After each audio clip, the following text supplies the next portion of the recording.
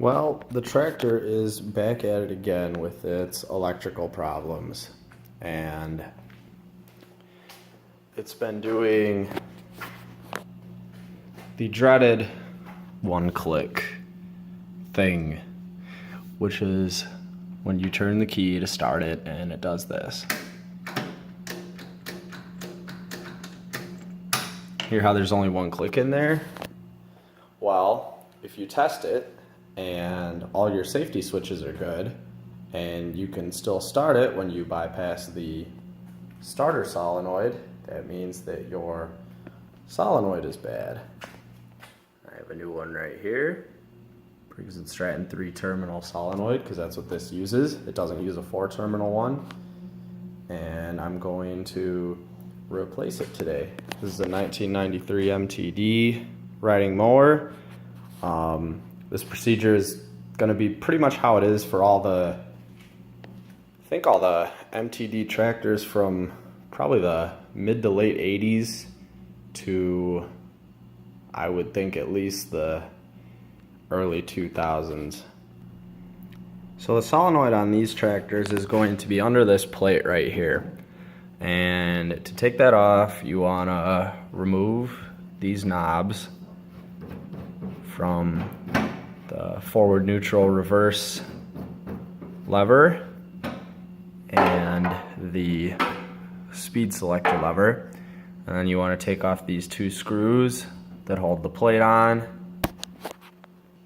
And once you get that out of the way, you will see the solenoid. Now, here's a way to test to make sure that it is in fact the solenoid. I know that it's the solenoid because, assuming that it's none of the safety switches, which I don't think it is, if I use jumper cables and put two on the battery and then ground one out down here and touch it to this terminal on the starter, the tractor will start, but only if the key switch is in the on position. Therefore, the solenoid isn't making the connection when it gets the voltage from the battery. It's not connecting the circuit to send power to the key switch, so it's not starting. A way you can confirm that is if you have a multimeter, if you set it on 20 DC volts, put the negative test lead on the negative terminal of the battery, and then if I take my positive test lead, and this is going to be kind of hard to film, I don't have another person to help me, but if I touch there's two terminals on this solenoid, well there's three, this orange one. So since this is a 3-terminal solenoid, it's grounded to the frame of the tractor. This orange wire goes to the key switch. This red wire goes to the starter. And the other terminal comes from the battery. That's the positive cable from the battery. So if I touch the test lead to the terminal coming from the battery, you can see that it's getting voltage because the battery's charged and it has power. If I don't know how I'm going to film this here. I'll try to rest it on the... If I touch the positive test lead to the other terminal on the solenoid, the one that sends power to the starter, and I turn the key, nothing happens. So the electrical circuit isn't being connected, which is why it's not working. So taking this out isn't too bad. The first thing I do is I disconnect the positive cable on the battery. I don't know if you have to, but I do it anyway, just to be safe. So then you just pull off the little switch for the ignition switch, and then you take these bolts are two different sizes, I don't know why. One one's a 7/16. You just loosen it up, take that off, and then the other one is a 3/8. I like doing those first instead of the wires. It's a little easier for me that way. You can do it the other way if you want. It doesn't make a difference. Just make sure the battery's disconnected.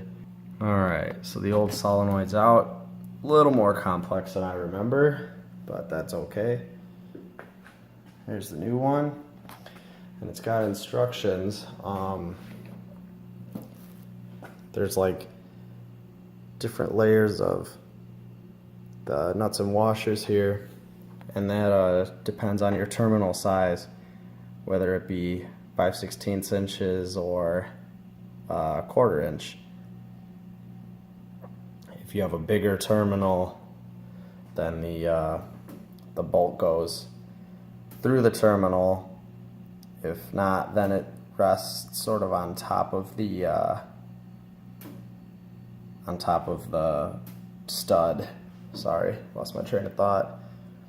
I'm pretty sure these are 1/4 inch terminals, but I'm gonna measure them just to make sure.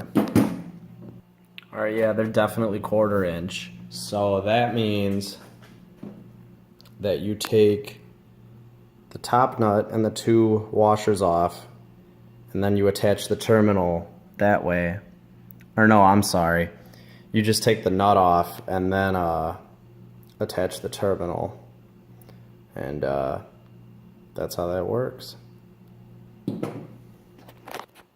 I'm gonna clean up the ground wire and clean off the surface to make sure I'm getting a good ground, and then I will start installing the new one.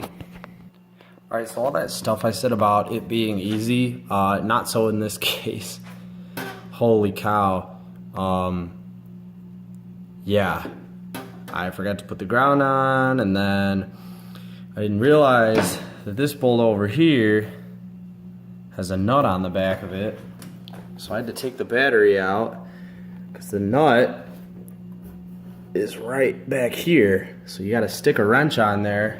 You tighten this bolt down, but it's in there now and it's really tight. I cleaned up all the terminals and stuff. It's a good opportunity to do it, and everything's tight now, and hopefully it works. We'll put the battery back in and then we'll see what happens.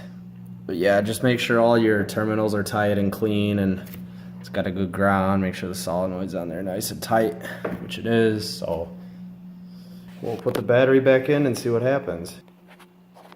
Alright, so the solenoid's in, battery's in, everything's tight. Moment of truth. Woohoo!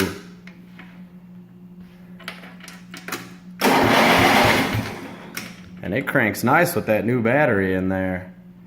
I've never seen it crank that well. So there we go.